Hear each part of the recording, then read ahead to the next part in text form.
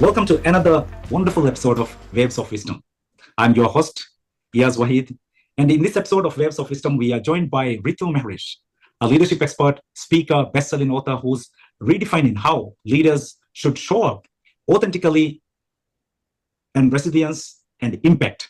Ritu is the author of Leaders Block, which is a book which has touched my heart, and we will talk about it. A groundbreaking book that shines a light on the silent struggles many high-performing leaders face when they lose motivation, confidence, clarity.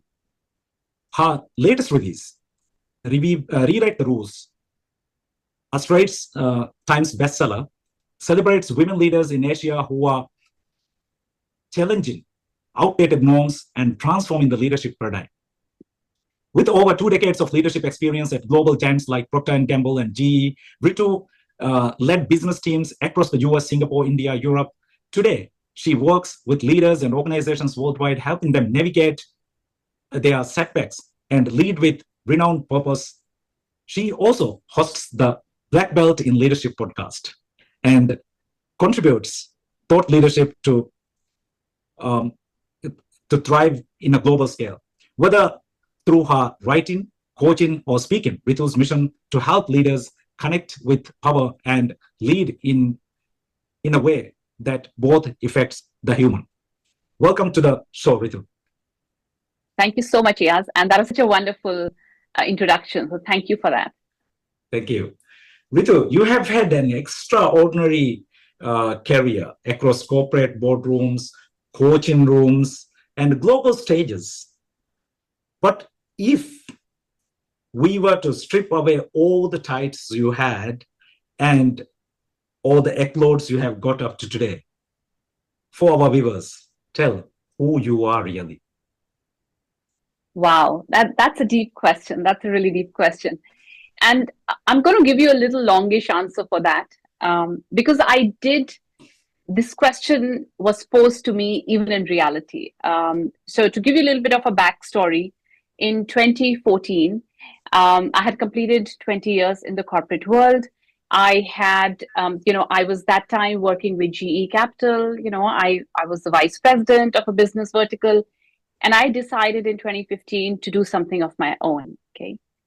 Which was literally what you asked me, was stripping me off of all the titles, the business card. And I found myself in that situation where I was new in a country. So I had just relocated to Singapore. I had just quit my job. I was trying to figure out what to do. And it was actually almost redefining myself. When I met people, when I had to introduce myself, I actually struggled to say, who am I? And, when I went to big conferences, everybody was exchanging business cards, but I had no business card, right? So I actually lived that question for many years. It's now that it's been 10 years, I have been doing what I do to a point where I think, I feel more confident about introducing myself and about saying who I am. But I struggled for about a year and a half, trying to figure out who am I if I'm not that person or that vice president of a business vertical in GE. But today, when somebody asks me, who am I? I'm a person who's trying to live my life very intentionally. It's trying to create the future which I wish to see in the world. And I play multiple roles. So, of course, I'm a mother. That's my number one role in the world, actually, right now, because I have 2 young kids. I'm a daughter to my aging parents. I'm a wife to my spouse. And, and then I'm a person who's trying to contribute and make an impact by amplifying voices of other women leaders in the region and also helping leaders as they are charting their path. So in a nutshell, combination of all this is who makes, who am I if I were to define it. So long answer to your short question. It's a wonderful answer. I think we all sometimes we try to define ourselves as professional speakers, as a CEO, as somebody, but actually we are as a human, we are a whole being, right? We have so many other responsibilities and other affiliations with our life. So Ritu, what was the moment you realized um, you are mean to help leaders, and especially the leaders block? Right. Iyaz, again, there's a little bit of a story behind it because I'm a big believer that whatever we do has a little bit of a story behind, right? Like very Yeah. few things in life just happen by chance. Somehow they're a culmination of a lot of things we do. So what happened was, like I was telling you in 2015, when I decided, okay, I wanted to do something with people, supporting them, but I didn't know how, okay? But I wanted to do something in this space. And as I started to speak with leaders, with some of my colleagues that I knew, some of the people I knew in general, as I started to speak with people in the corporate world, I realized that everybody I spoke with wanted their leaders to be more effective, more productive, more profitable. But nobody was really talking about what are the challenges that leaders go through when they're leading, whether when they're Mhm. leading a business, whether when they're leading a team, or when they're going through a change. They all face challenges. But who do they speak with? Or what Yeah. happens to them?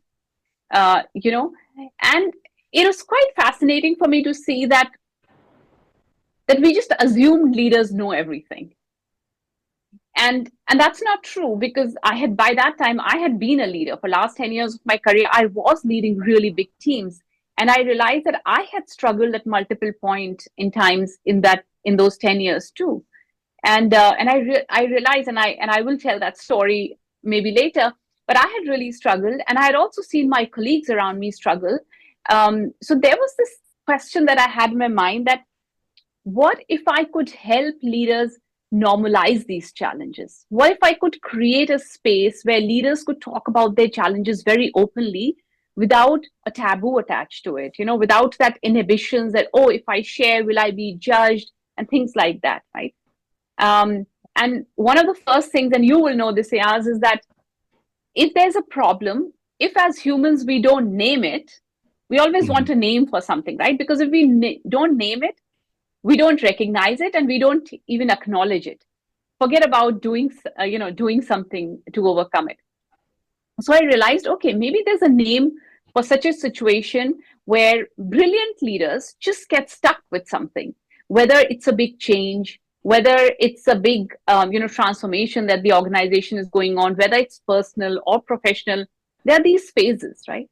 And that's how the word leaders block came into being. I coined that word, and the similarity was, just as best of writers go through writer's block, best of leaders go through leaders block. It's a temporary phase where leaders are unable to perform on top of their game. It's a temporary phase where they feel demotivated, disengaged, or uninspired, and it's temporary. And that was the key operative word, that it's temporary. You recognize it, you acknowledge it, and then you take certain actions to overcome it. So that was really the genesis of leaders block. Wonderful. Yeah. I remember meeting you in 2019 for the first time, I think, and then when you were attending the Modi's HR convention. And then That's right. I got your Leaders Block book signed. But I would be very frank, Ritu. Unfortunately, I haven't touched that book until the lockdown. But when the lockdown Yeah. hit, even personally, it went through. I was trying to go. I was getting into some kind of emotional downturn, which I've never experienced before, because we had, Yeah. for example, immediately our incomes has been stripped off, and then our, we don't know what's next. And also when you have a family, you don't know, and total transportation was cut off from the Maldives, Yeah. and it was a hard time. So Yeah. even there are days, you wouldn't believe, even there are days I'm not sure what I will feed my kids tomorrow. Yeah. because the supplies were, because Maldives is like 99% of the stuff we import, right? And That's right. even fishermen were not going out for fishing because of the COVID pandemic. So even the only resource we have in Maldives we cannot get.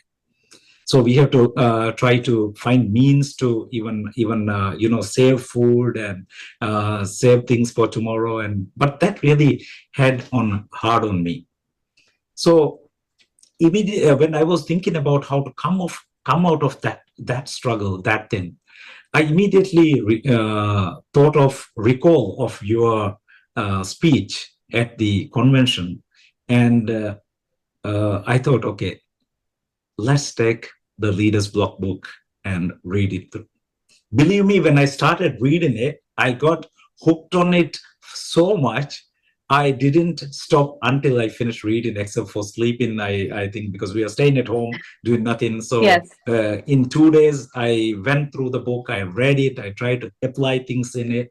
Even when the police have asked us not to go out, but you have mentioned that you should go out for a walk or something like that, I at least walk around my block and then try to get things out of my head. And this is I think it is very, very powerful. So this is just sharing with you some of my personal experiences I went through. So what was the experience or moment in your life actually when you were inspired? Actually, you just mentioned that so many people are going through. In your personal journey, what was the moment you were inspired to come up with this concept? Right. So, firstly, thank you so much for sharing. That the book, Yeah, that the book had a small impact on you. not Um, small, big, I believe. Very kind of you. And you're right. COVID. If I were to just kind of continue that thread, COVID is a time where I think I went through some kind of a block too, because, as you mentioned, 2019, my book had come out. I had some really great opportunities to be speaking around the world in 2020. My calendar looked like really good because it had some really big conferences where I was supposed to speak, the ones and my book was out. So everything was really looking upward for 2020. In fact, in February, I was supposed to travel um, to Mauritius actually to talk about the book and run some programs around it. And then from there, everything got cancelled, right? So my calendar was totally blocked out in 2022. I mean, was totally wiped out. And where in a point I was like, what am I going to do? Because I was so focused on 2019, getting that calendar blocked through these speaking gigs. And then suddenly you see everything getting wiped out, right? And almost like to your point, saying, okay, there's going to be very little income. Where am I generating money from? So, in fact, it's funny you took that because that was the time I flipped on my own book too to see, okay, what can I do? What can I take some of these things that I've written? What can I read again and start? So I'm glad it worked with that like that for you because I had a similar experience and I actually did pivot to my book to read. What are some other things I can do? But I'm so glad all that is behind us. So, going back to your question about what inspired me to write the book, um, was, like I said, as I spoke to these leaders, but also as I got deeper into coaching leaders, I realized there was a pattern I was noticing. These leaders that I was coaching were all very brilliant. They were obviously leading big organizations, big teams, but yet they were in our conversation. We would talk about things that they probably didn't feel okay to talk about to anybody else in the organization. And that's when I thought, okay, it seems to be not one off. It doesn't seem to be like one person going through this. It's more widespread. In fact, in the book, I say that as I spoke to more people, I realized leaders block is like, it's like a cold. Everybody gets it, literally. I mean, it's like a flu. Everybody gets it. Um, but then what happened was as I started talking to leaders, I was like, okay, I think there is something there. Can I speak to more leaders? Can I interview more leaders to understand, is there a phenomena only I am seeing or is it in real, right? So I wanted to test my hypothesis. So I spoke to about 10, 20, 30 leaders initially. And every single one of them, as I described to them, every single one of them said, yes, they've had a phase in their career when they did not feel on top of their game, for whatever reason. That then kind of emboldened me to say, okay, can I talk to more people? And for the book, I spoke about 100 people. And as you'll be surprised, which I wasn't really surprised, but every single one of them said, yes, they've had a phase like this, right? So I tested that hypothesis, and then I thought, okay, this is real. That really led me to dive deeper into understanding what were some of their triggers, what happened, what were some of the symptoms, and then what did they do to overcome that phase.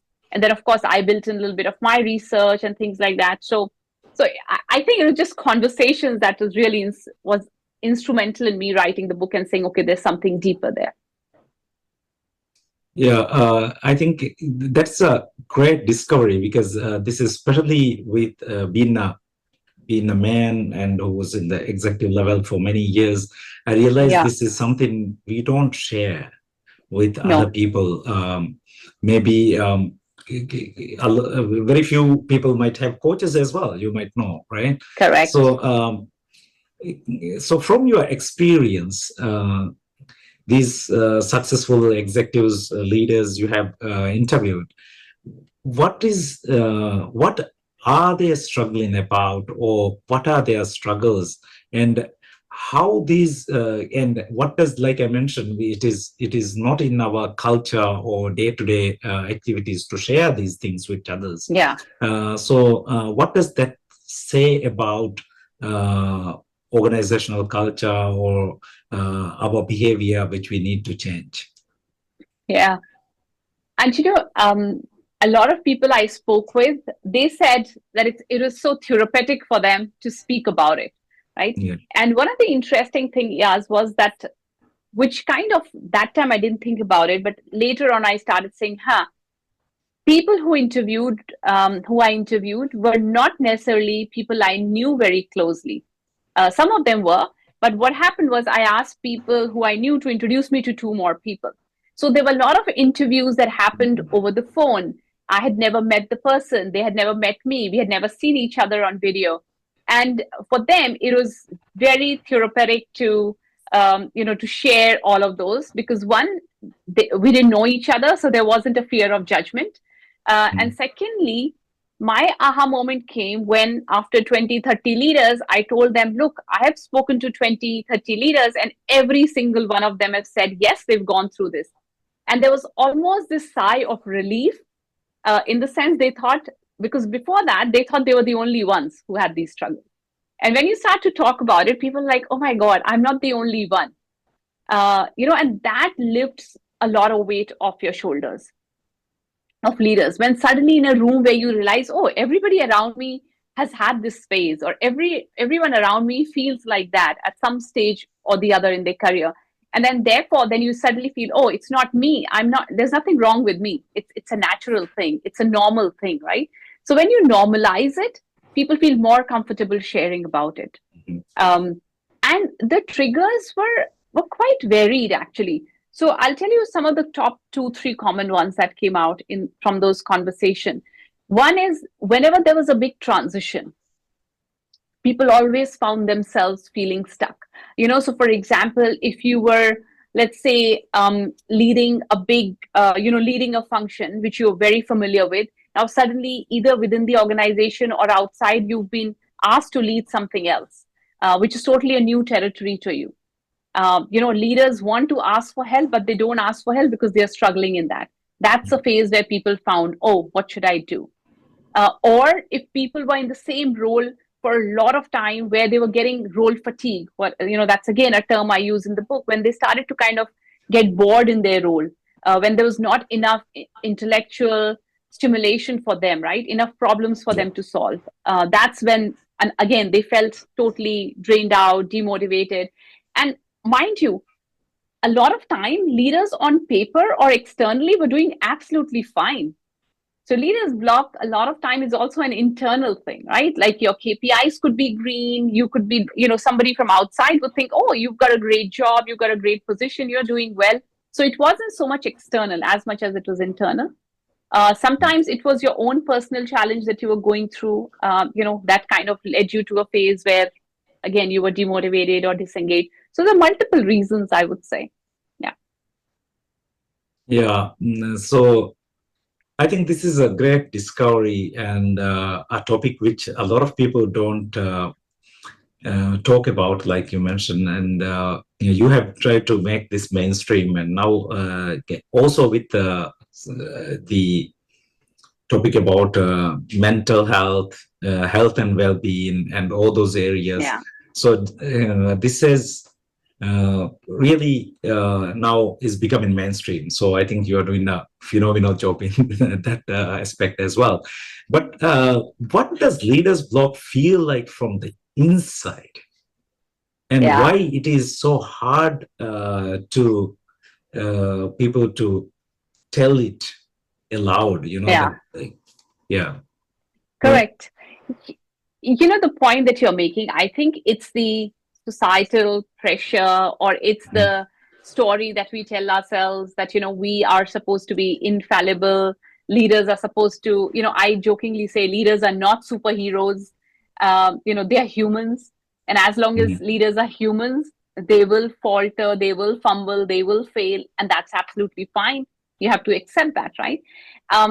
What leaders block feels like internally there's this feeling of, is there something wrong with me? Am I failing myself? Am I failing the organization? Am I failing the team? Right, you're second guessing yourself. You're almost thinking, oh my god, I thought I was so bright, and now what's happening? Is my career doomed? Right, so all that negative spiral starts. It also shows up in your behavior. When you're going through something like this, you can't, you won't be, you'll get more irritable, you are more, disengaged. So it shows up like that in your personal life too. So it doesn't just stick to your professional life.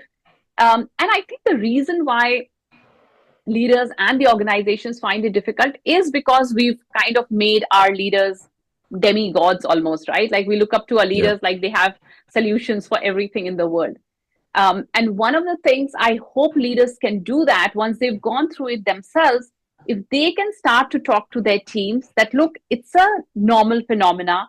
People go through it. If you're going to have a career of Yeah. 20, 30, 40 years, there will be phases. It's like it's like a sport, right? If you think about a sports person, even in sports, even the best of athletes have off seasons, or there are seasons when they're not on top of their game. What do? Mhm. They take time off, right? They refresh, they practice, and then they come back to the game. But They somehow retreat. leaders are not, Yeah. yeah, exactly. Leaders are somehow not allowed that. And that's what sometimes it's baffling to me. Why are we putting leaders and ourselves as leaders, Mhm. through such high standards where you can't have a bad quarter or you can't have a bad month or so? Because it's not humanly possible for anybody to consistently keep performing. And Is it because organizations need to really, yeah, no, sorry, go ahead. Yeah, is it because the society sees the leader as someone like you mentioned, they are not superhumans, but they are not superheroes, but they have some kind of like status where they are seen Correct. as even as they have like even the junior people or the people at the top of Yeah. these leaders, certain leaders who are really in the C-suite also. Do is there an expectation for them to continue this performance, and they are not supposed to take breaks or retreats or even for some Right. extent leave even, right? So Yeah. Yeah. is it because of a general belief that they are having this they are uncomfortable with talking about it and taking time off or something like that? Yeah, I think you rightly said. It is this whole norm or belief. And I'm hoping that more and more leaders can change. If I were to talk about a global leader who comes to my mind, who's changing this narrative and who successfully changed this narrative that you can do all of this and yet have a great business, is Satya Nadella. He Yeah. came, I mean, he leads with empathy. He changed the whole organization's culture at Microsoft about, being more empathetic, and yet, under his leadership, the company has just gone places, right? So it is a great case to kind of make, just, because you're empathetic, you open up, you're vulnerable, doesn't mean your business will suffer, doesn't mean you will soften. And I think, Iaz, if you allow me, this is where a segue into, women leaders come in. I think women Mhm. leaders are so much more open about sharing, what they feel, or they're more empathetic. They allow space for people to share. And again, and I guess, sometimes other leaders need to learn from that. So they are really good examples now. And whenever I talk to leaders through my programs or through speaking, I always say, start with you. Can you share with your teams? And you don't have to be a C-suite leader, even if you're a middle manager, with your teams. Can you start to share stories when you didn't succeed, or where you failed, or where you are feeling stuck? You can get your teams and talk about it. So I'll give you a small example. For me, I don't have a big team now. I have a very small team. But even at home, with my kids, if there are days I'm not feeling on top of things, the days where I'm not really kind of, I tell them. I'm like, guys, I just tell my kids, I have two kids. I'm like, mommy is not in a great couple of days. So I'm going to be irritable. I'm going to be like this. I give them a heads up, and I tell them. And they're like, oh, mommy, what happened? They'll kind of, because I need that support, right? We all need that support when how we operate. And I really hope we can do more of that, with people around us, whether it's home, whether it's our teams. Because when we do it, we allow others to do it rather than waiting for others to do it. We can ourselves be that example. Yeah. So you brought up a very important topic, I think, women leadership, and there are so many things, because the leadership spectrum for many, many centuries has been redefined very masculine way, and Yeah. it is considered kind of becoming, what to say, it is like a leader is not good enough, or it is a weakness when they show empathy, or kindness, or more feminine aspect of Yeah. leadership. It was considered as a weakness for the male leaders, right? So I think you're very right. This is something the male leaders can really learn from female leaders. So we will deep dive into this topic and into your recent book as well. But before we go, as a female leader, what uh, what made you an incident or something which you can share, which made you burn out, and what you were able to learn from that incident and led to maybe you even leave in the corporate world, or I don't know, led to Yeah. some major changes in your life. So for me, it's very interesting, right? Because when we think about a women leader, there are certain expectations of you. There's certain, people want you to behave a certain way and things like that.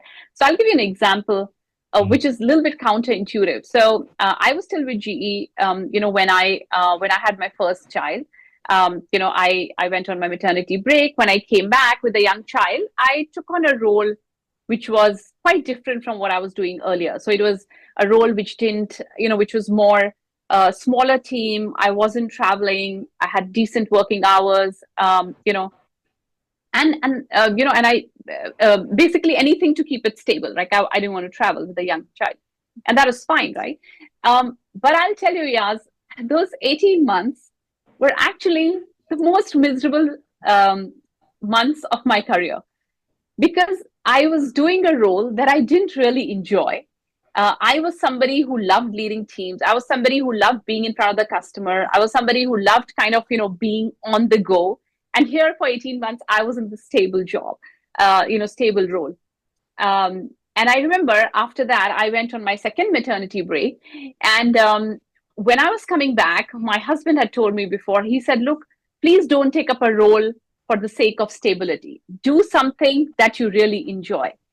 And very counterintuitive to what everybody would think, that okay, with my second child I needed stability. In fact, my HR, with all the right intentions, said that, oh, Ritu, now you have two young ones, I'm sure you're looking for something which is more stable, and which is, I was like, no, I want a bigger operating role. And I actually took on a bigger operating role after my second child, where I was traveling a lot, where I was, leading a huge team. I was leading a team of 1,000 people that time across 8 different countries, 5 continents. So like really 24/7. And I loved it. Even though, one would think, oh, with two small kids, how would you? Now, the thing is, I did not feel so much of guilt, but I was all the time made to feel that, if I was at the client side, again, with all the right intention, they would like, oh my God, how do you do this with two young kids? Or don't you miss your kids or things, right? So it's like, yeah, I know, but you have kids too, and you've traveled here too, right? But nobody really asked that of a male leader. But because I was a female leader, I was constantly asked that how do you do this? You have two young kids. So it's and those are things which you realize, again, they all had the right intentions, but you kind of realize that there is a certain expectation of a women leader, that just because now I have two young kids, I'm supposed to do a certain kind of role. Right, so those are some of the incidents that stated. In fact, as recent as a couple of years back, again, I was facilitating in another country, and over lunchtime, somebody said, Ritu, when you travel, who looks after your kids? And I just turned around, I smiled, and I said, they have a father for a reason. So, so those are kind of things that you constantly get asked as a woman leader, or now as a women speaker or a women facilitator. Yeah. Yeah. I think you're very lucky you have a support system like that. And this is an important question. I think even male leaders need to ask. Even when I had my first kid, and then my wife was struggling a little bit in terms of because every first child is not easy for a mother. Absolutely. And then, but I didn't realize that, I only had that masculine leadership within myself at that time. So I thought, okay, my role is to work hard and provide for the family. So after it took me years to realize actually that even a father need to give time to their children, and it is all about how you manage your time, and so we cannot allocate roles. Okay, this is only a mom's role to look after kid. Correct. Only a day's role to look after kid. But it's a matter of the family dynamics and how it's whole thing is, and then how we like in my last episode with Dr. Safia, she came up with a nice word which says it's about work-life blend. So instead of trying to balance it, how you blend this together is actually where you achieve the success, right? So absolutely. Yeah. In fact, Iyaz, on that, Iyaz, just completing on that, I love the blend, work-life balance. I also like to call it work-life integration. Yes. Again, you're integrating both into each other. So yeah. Yeah, I think that's almost same thing in a different way, but it's the whole idea is, I think the message is not try to avoid one thing and do the other thing, but rather combine those two, and then how we can calibrate our life in such a way, right? So when you are helping with leaders through coaching and all these things, what does you think the leaders are suffering most, actually, in terms of leaders block or well-being or mental health? I mean, it's difficult to point out one thing, but in general, what I've realized, if I were to just generalize and look across the spectrum, whether it's men, women in general, I think finding that safe space to talk about their challenges, I think that is something that I constantly see leaders struggle with. And that's why, luckily, coaching is becoming more acceptable. People want a coach to work through some Yeah. of these things, because then there is no fear of judgment. There is no fear of, you know, they don't feel threatened. And secondly, also, it's an objective view. Sometimes, as a coach, when you come in and you hear somebody's thing, you can just play out the perspectives that you see, and which, when Mhm. you're as a leader, when you're in thick of things, or when you're just in that center of things, you probably don't have that perspective. And I think Yeah. coach beautifully does it for you. So I would say the challenge I see with most of the leaders is looking for that space where they can genuinely share what they are going through, and doesn't have to be big challenges. Sometimes it could be small things, sometimes it could be big things. And therefore, looking for having like-minded communities are important, just as coaches are important. Yeah, so I would say finding that space. Yeah, we even talk about your yeah, I agree with you.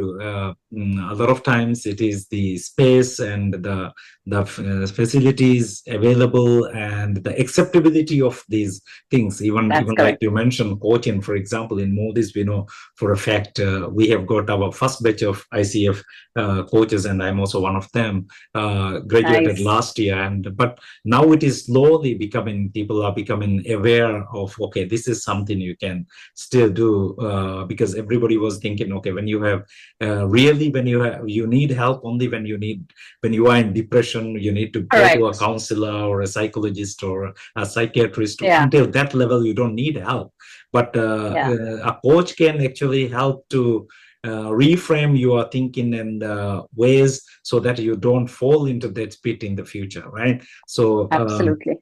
is very important about as well. So we also talk about the feminine leadership and about women leaders. So what do you think, as a female leader, what were the limiting beliefs you had which actually stopped you becoming who you are today in the earlier stage of your life? Yeah, I think for me, like I said, one of the, it is more of how, okay, if I were to think back like 20 years back, when I started off, I think you start off very fiercely. And I think even when I was young in my 20s, I started off very fiercely, didn't even think about being a woman or anything like that, right? Like you just kind of, you're on the go, you don't feel anything. But along the way, there are certain, you start to pick up things which are expected of you, whether from a society or from a corporate world, which hopefully is now changing. I'm talking, 2000, which is about 25 years back. That was the first time, actually, even late 90s. That's when I started working. Um, the norms are quite different, right? You start off very fierce, but then there's certain expectations out of you. If there's a meeting happening nowadays, nobody take notes because it's all automated. But earlier, people used to take notes. Somebody used to be a scribe for notes, right? And people always Mhm. looked for, oh, who could take notes? And typically, whether if I was a woman or somebody else in the team, people would typically look at us and say, okay, can you take notes? And the excuse used to be, oh, you girls have good handwriting. So it was a left-handed compliment, right? It is a Yeah. compliment, but do the work. If we were organizing something in office, oh, you girls are good at organizing, put together this. So sometimes you didn't realize it, that they were so subtle, that you thought, oh, like there's this expectation. Like I was telling you, this the narrative, till I had my kids, when I got married and I have two kids and I was still working, even that was shaped by the narrative around that, as a woman you're supposed to do this.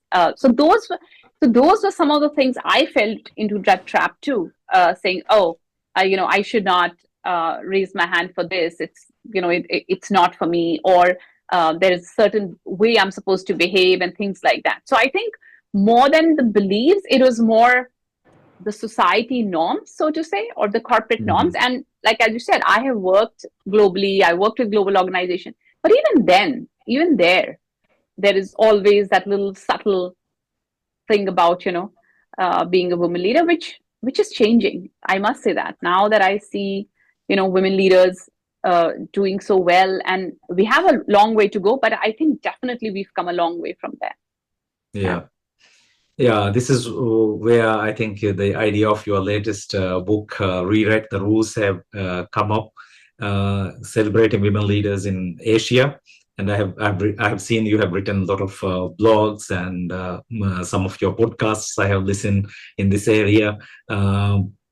If you were to rewrite something in your life, what is it? Ooh, that's a question I ask a lot of my leaders too. Yeah. If I were to rewrite one rule, um, let me think, what would that be? Um,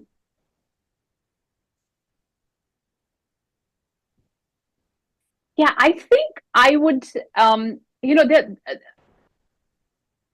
I'll give you a long story again. There's no short answer to that. When Yeah. I started off, there have been times where I wasn't such a great leader. So I'll give you an example. I started leading teams when I was quite young early on, and I had 10, 15 people that time.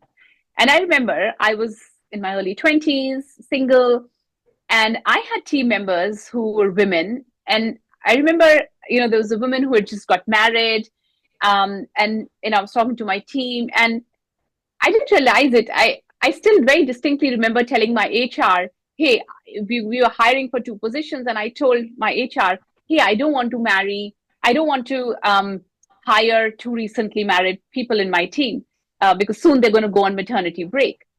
Mm-hmm. And now when I think of it, it is not something I'm proud of. And it's also something that I feel so kind of, so guilty of, that as a woman, I was ready and I was making that judgment, which was so wrong, right? Yeah. So I think that is that incident that has stuck with me for a really long time. Whenever I look back, I think, if I could change something about it, but also if I could educate the younger leaders about this, because I was young, I wasn't experienced, I wasn't married, right? And I didn't think of all these things. And I wish somebody had told me this, that, this is, again, if I tell somebody, they're like, of course it looks wrong. It is wrong. But my KPIs were to get stuff done, right? And I wanted the most efficient team. But this element of how do you kind of how do you bring that human element to workspace? I think if I were taught that earlier. Yeah.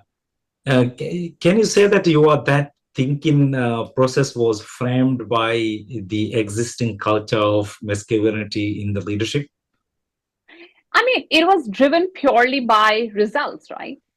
It was like, okay, we just need to get results. And, if you get results, you keep moving up in your career, right? So very blinkers on, result oriented, efficiency oriented, you're ambitious, and that's what you get awarded for.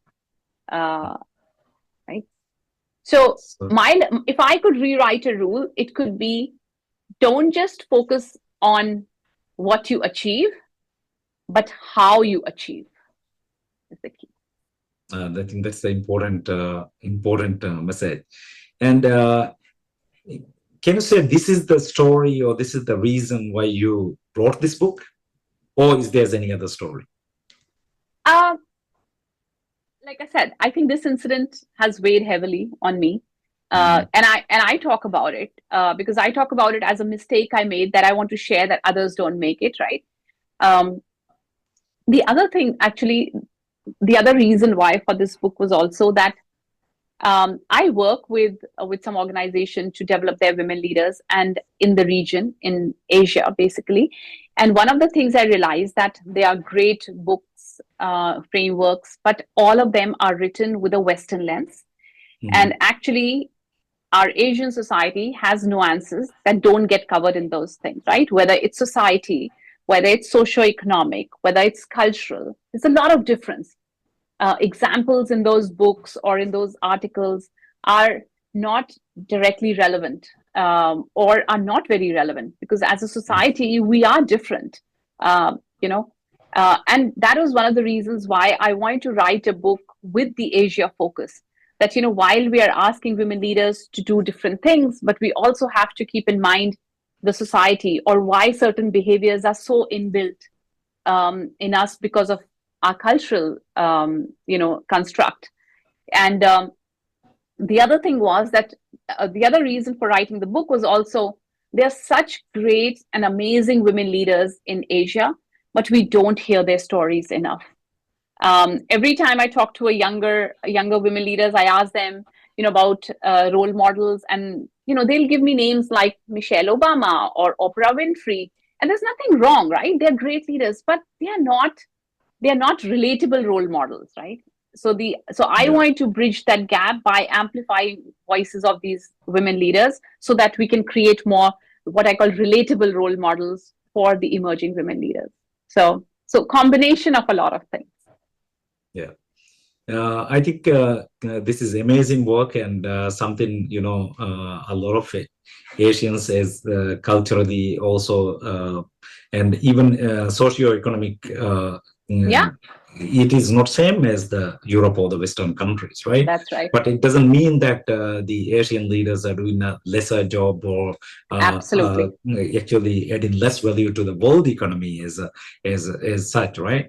And also culturally, sometimes, Yeah. I mean, one of the greatest leaders I have seen, people not who has not built empires, but people have built massive families, like Yeah. having 9 kids, like my grandmother, for example, right? So great leaders in a way. Yes. So if you are to bring out one story or one single person, a great leader, as a role model from the interviews from your book, who would be, and what is her story like? So it'll be difficult to pinpoint one, It can. because that'll not be doing justice to all the other stories. But they've been, whoever I spoke to has been so inspirational. Some women who've made big career shifts. Some women who came from such humble backgrounds and have become such, have attained so much on their own terms. There are stories of women leaders who've actually pivoted to social enterprises, or to starting something on their own, non-profits. And there are stories of women who've risen through corporate ladder on their own terms, without feeling burnt out, or without having to behave like a male leader. um, so I think there are lots of stories there, and each one of them has been really inspirational. And that's how the work still continues through the podcast, because I continue to interview these Yeah. ladies, to amplify voices of these women leaders, even though the book is completed. Because the idea is that through the platform, if we can take their stories, to the world, then why not? Yeah. I think it's a great platform, and let's talk about topic which you have taken, and which need to be amplified, Yeah. definitely. So you have interviewed so many of these leaders, male and female, for both of your books, and you have worked at very high corporate jobs. So given your knowledge and experience and the learnings you have acquired from these people, how how would you define success now, and how that has changed over time? Yeah, and that's a really great question. In fact, in the book, we have a chapter on the success rule, Mhm. and we basically say success versus growth, right? So for me, when I was younger, success Yeah. parameters were different versus what they're different now. Even now, success to me it's more growth than success, actually. To me, success is more external, more validation, whereas growth comes from having learning, a continuous growth, things like that. For me, the parameters that defined me as successful have changed now. Earlier in my corporate life, success meant, how quickly did you get promoted? Mhm. Were you in the top 20 or not, right? Which assignments are you putting your hand up for, or are you getting selected for? Which projects? Like, all that defined success. Now, for me, that has shifted a lot. Now it's about, okay, what am I working on, which is enabling me to learn, to contribute, and to make an impact. So for me right now, the success criteria is very simple. I pick things and projects where I get to do all three things, where I get to learn, where I get to contribute, where I get to make an impact, and lastly, where I also get to have fun. If any of them is missing, I don't stick around doing that for too long. So now it's very clear to me. Yeah. I think that's a great way of defining success, that we touched base earlier as well.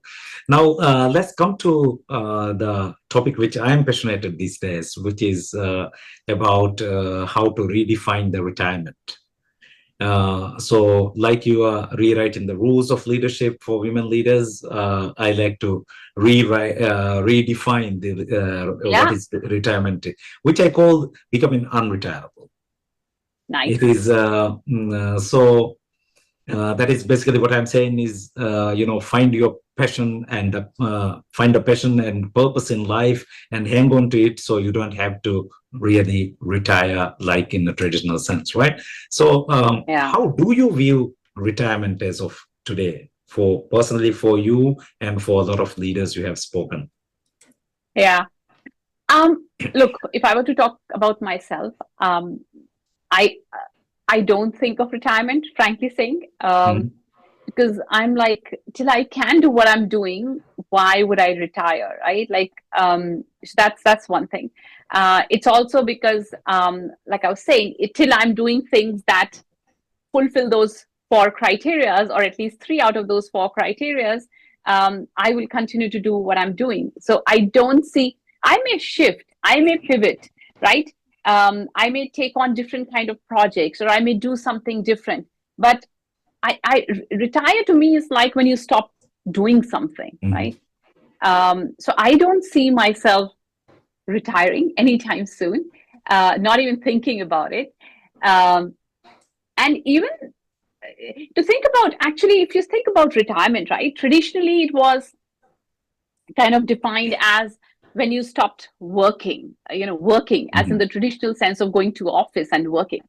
But nowadays, I think even that is changing. I know so many leaders who are about to retire from their companies, as in, they exit their organization, but then they probably take a little bit of a break or think through, but they're doing something else, right? Either they're advising others, or they found a passion that they're pursuing.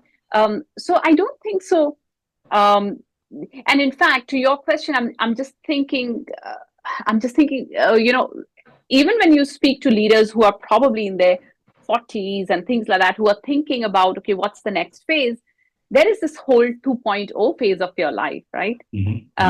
Which is about, find what you really enjoy doing, find your passion, and I know everybody says find your passion, and that can evolve too, right? So to be open to experiences, and then see what happens. I don't, the concept of earlier at 65 retire, not work, I think that's going out of the window, because also age spans are becoming longer. So if you're going to live till 80, 85, what will you do for the next 20 years if you retire at 65, right? Yeah, I think that's a very important message. And one of the things which I talk about is actually not waiting till the retirement age. So how do you think, what do you think somebody can do to become unretirable even way before their retirement age? Yeah. So I will say two things. There is a concept that I like to talk about. It's called, of course, one is finding passion, like what you really like to do. But then if I were to convert that into what you can do while you're still working, there's a concept called skill stacking.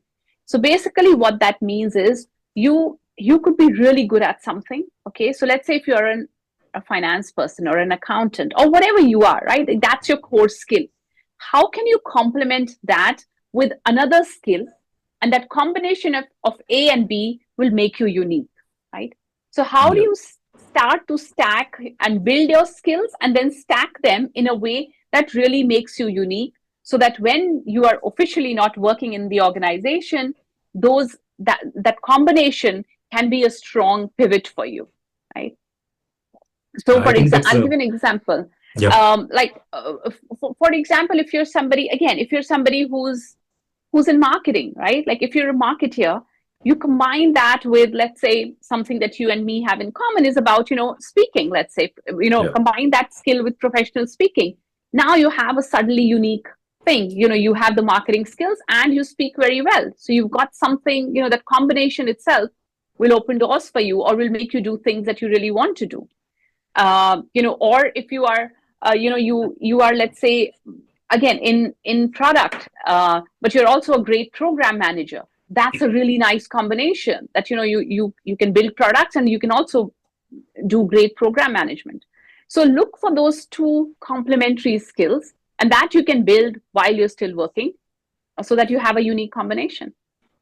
Yeah, I think that is a fantastic way to say that, when you have more than one skills. And a lot of times I think people at mid of their careers, they are very busy with doing one thing. They don't even allocate some time to identify their passion and then identify, even enhance their other skills.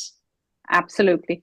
I mean, so this is, I think, a very important point you made. Maybe can I borrow this idea and write in my book? Absolutely, absolutely, absolutely. Thank you very much. And then No worries.